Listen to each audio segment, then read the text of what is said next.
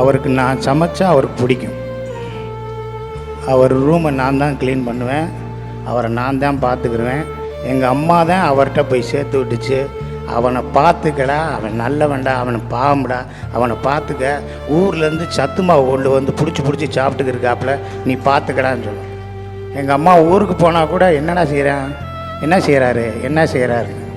ஒரு உதவி இயக்குனர், ஒரு இயக்குனர்கிட்ட நம்ம உதவி இயக்குனராக சேரும்போது 1 வருஷம் படம் பண்ணலாம் போயிடலாம், 2 வருஷம் படம் பண்ணலாம் போயிடலாம், 3 வருஷம் படம் பண்ணலாம் போகலாம். ஒன்றுமே இல்லை, 7 வருஷம் 8 வருஷம் அப்படியே உக்காந்துருப்போம். ஏன்னா அந்த கதை அப்படி, ஏன்னா அந்த சேதுங்கிற கதை அப்படி. அவர் அவளோட டெடிக்கேஷனுக்கு கிடைத்த மிகப்பெரிய வெற்றி. அவரை நான் பைக்கில் கூப்பிட்டு போயிருக்கேன், அவர் என்னை காரில் கூப்பிட்டு போயிருக்காரு. எனக்கான சினிமாவுக்கான எல்லா அடையாளத்தையுமே அவர் எனக்கு கொடுத்துருக்காரு. அதை இந்த மேடையில் சொல்ல ரொம்ப கடமைப்பட்டிருக்கேன். இன்றைக்கி இந்த மேடையில் பிதாமகன்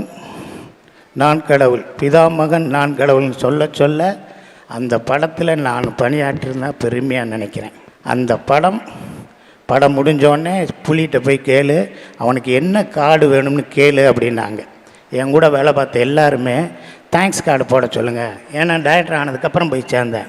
நான் சொன்னேன், இந்தியன் பேங்க்லேயோ ஐசிஐசி பேங்க்லேயோ லோன்லாம் வாங்கி தரல, அதனால் எனக்கு தேங்க்ஸ் எல்லாம் வேணாம், உங்களுக்கு கீழே வேலை பார்த்ததா எனக்கு கோ டைரக்டர்னு போடுங்கன்னு லேசாக கேட்டேன். அவன் எதுவும் சொல்கிறானே போடுங்கப்பா அப்படின்னாரு. அதை உரிமையாக நான் கேட்டு வாங்கினேன். தமிழ் சினிமாவில் 2 பேர் ஒரு ஆள் உதவி இயக்குனர் ஆகணும்னா 2 வேலையை சரியாக செய்யணும்.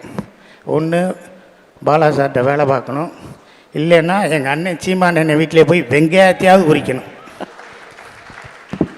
இல்லை எங்கள் அண்ணன் கூட போய் உப்பு கறியாவது திங்கணும். ஸோ இந்த 2 மிகப்பெரிய கலைஞர்களும் நான் வச்சுருக்க அன்பை விட அவங்க என் மேலே வச்சுருக்க அன்பு நீங்கள் சொல்லவே முடியாது, எழுதவே முடியாது.